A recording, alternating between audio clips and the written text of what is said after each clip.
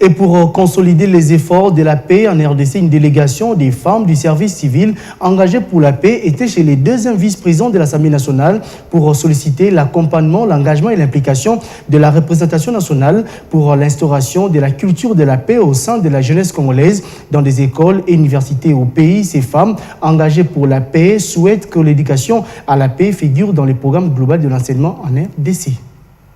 Ce n'est pas une seule structure, mais c'est l'ensemble des plusieurs structures qui cogitent, qui font des plaidoyers sur la paix.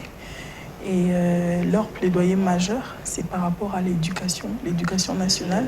Ils pensent que la réforme, on doit faire une réforme scolaire et inclure la dimension de la paix, c'est-à-dire des cours autour de la paix. On doit inculquer à nos enfants la résolution des conflits au niveau élémentaire, le pardon, la justice, etc.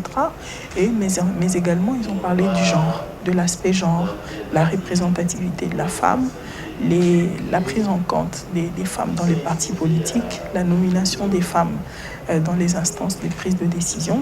Nous avons réfléchi ensemble pour savoir pourquoi depuis tous ces temps, par exemple, nous avons 10% de femmes au Parlement, que 10% des femmes au Parlement.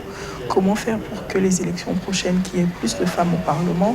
Nous avons réfléchi sur la loi électorale, mais également sur la loi des partis politiques.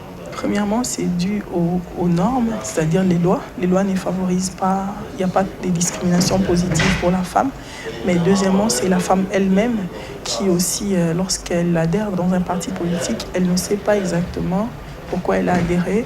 Plusieurs femmes préfèrent dans les partis politiques faire de l'ambiance ou dresser des tables ou servir du café au lieu de concourir pour des postes. J'ai beaucoup aimé la raison pour laquelle vous avez choisi le mot « se battre » parce que c'est le mot qui convient. Il faut vraiment se battre pour cette loi.